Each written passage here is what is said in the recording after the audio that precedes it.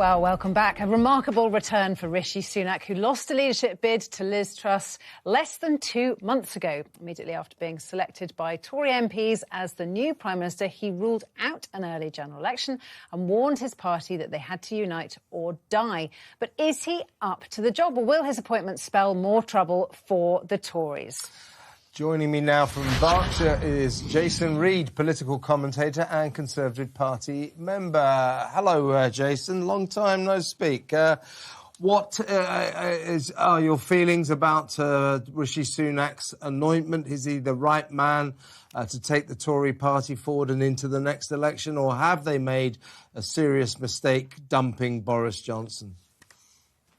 Well, those are two very, very big questions. I think Rishi Sunak is the right man for now. I think that everyone in the Conservative Party seems to agree that this is no longer about policy debates. It's no longer really about this is the tax rise candidate and this is the tax cut candidate. It's gone beyond that now. We just need someone with a bit of economic know-how who can give stability and certainty, so we can say with reasonable confidence that we will have the same Prime Minister in 1 and in 2 years' time until we have the election, which of course hasn't been the case for a while because Liz Truss's premiership was never really secure, and before that for Boris Johnson's premiership for the last few months of the time he was in office, people were calling for his resignation. He could have resigned at any moment. So a bit of stability and a bit of certainty is very welcome. It was notable that there wasn't really any policy discussion throughout this whole leadership contest. I think Penny Mordaunt was asked about it in one of her TV interviews, and she flat out refused. And she said, I'm not going to get into those kinds of issues. Because we just had one of those very long contests, didn't we, over the summer, in which we had all those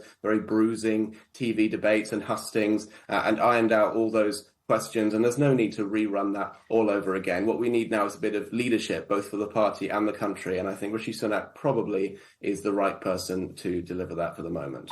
Jason, what about all these rose-tinted glasses that people like Kevin seem to have put on today about Boris Johnson, saying, oh, you know, bring back Boris and we miss Boris? And it seems to me people have got very short memories about what a disaster he was at the end. I think I'm inclined to agree with you there, I'm afraid, Daisy. Sorry, Kevin. I know we spent many times on your show, Kevin, lamenting Boris Johnson. All the terrible you've changed. Well, Boris Johnson, of course, had his very strong pro points and his very strong cons as well. He's seen as this campaigner, he's seen as an election winner, but he did a lot of things that I think a lot of his supporters kind of do disagree with and they've forgotten about, such as his net zero pledges, for example. But it's come to the point now where Rishi Sunak has put together such a wide coalition of supporters from all wings of the party that it's become clear it's no longer about I agree with Boris Johnson on this issue or disagree or anything like that. It's just that we need a little bit more leadership. I think the interesting part of what happened with Boris Johnson over the past few days, with so many people coming out to support him, is that it wasn't really about his beliefs or his policies at all. It was more about personality. It was more about who he is. There were a lot of people talking about the mandate he won in 2019 on fulfilling that, but there wasn't really much discussion about the kind of Britain he wanted to build or what he would actually do if he came into office. And so that's why I think it didn't really work this time round. But I think Boris now has a couple of years at least in which I'm sure he will plan for some future leadership challenge, and he'll be able to work on some kind of new manifesto, and he'll have a much more prepared bid next time around, whereas this one was kind of thrust on him at the last minute because Liz Truss resigned so suddenly. Yeah, and Boris's relationship with other Tory MPs was always kind of transactional. He's never been the kind of politician who had lots and lots of close friends or an inner circle. It was merely that, particularly in marginal seats, Tory MPs looked at him and said, this guy wins elections. So people keep depicting me as some great lover of Boris. That's not true. I've got lots of reservations about him, particularly about his obsession with green claptrap. But I felt that he's a man who could win the next election. I'm not convinced, whatever Rishi does in the next 2 years, he's got what it takes, that he has the charisma, he has the superstar factor. He doesn't have that. Do you think Rishi could win the next election?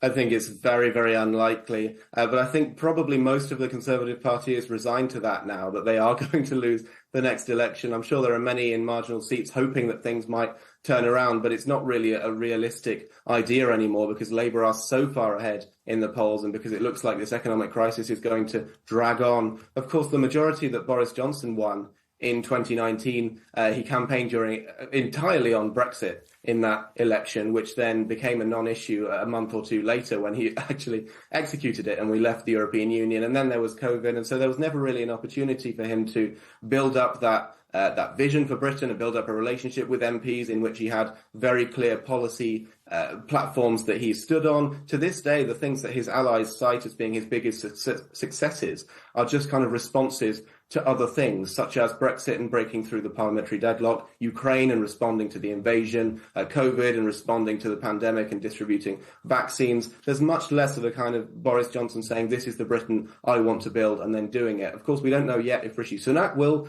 be able, while he's in office, to present a really compelling vision of a Britain he wants to build. I think it's going to be much more about management from the day-to-day, to be honest, and making sure things don't get worse, making sure the economy doesn't crash all over again, that we don't have pensions under threat and things like that. And so it's probably just a case of management until we get to the next election in 2024. Then we have the Tories in opposition for a while, and then they can start all over again at the next election after that. And Jason, we know a lot of Boris Johnson's weaknesses and problems. He was never a details man. A lot of people who work closely with him said that, he would arrive unprepared for meetings. People say the opposite about Rishi Sunak. They say in some ways he's sort of over-prepared or extremely well prepared and can out-detail the mandarins at the Treasury and so on. But apart from that side of him, what else do you know about him that we should know? What kind of chap is he? Well, this is a really good point, is we don't know very much, to be honest, about Rishi Sunak. He hasn't been in Parliament for all that long. He hasn't been in government for very long. He has had a meteoric rise. Of course, he was promoted by Boris Johnson from Chief Secretary of the Treasury all the way up to Chancellor. That was a big jump all in one go. So we've not had that long to learn much about him, but I think that's kind of the idea. Of course, there's been a lot of talk over the past few weeks about the need for a unity candidate. And so if Rishi Sunak was someone who had really bold, foot-stomping positions on all kinds of different divisive issues, that it would make it really difficult for him to lead the party through this difficult time, especially while it's so divided and all over the place. And so for example, he backed Brexit before the referendum, but he didn't seem to be one of the most enthusiastic cheerleaders. He didn't make a point of going out and doing campaign rallies and barnstorming TV interviews and things like that. That seems to be his approach to most issues, is just being a sensible, steady hand, which seems to be why he's got the job now. Jason Reed, Tory party member, political commentator, thank you so much for your time.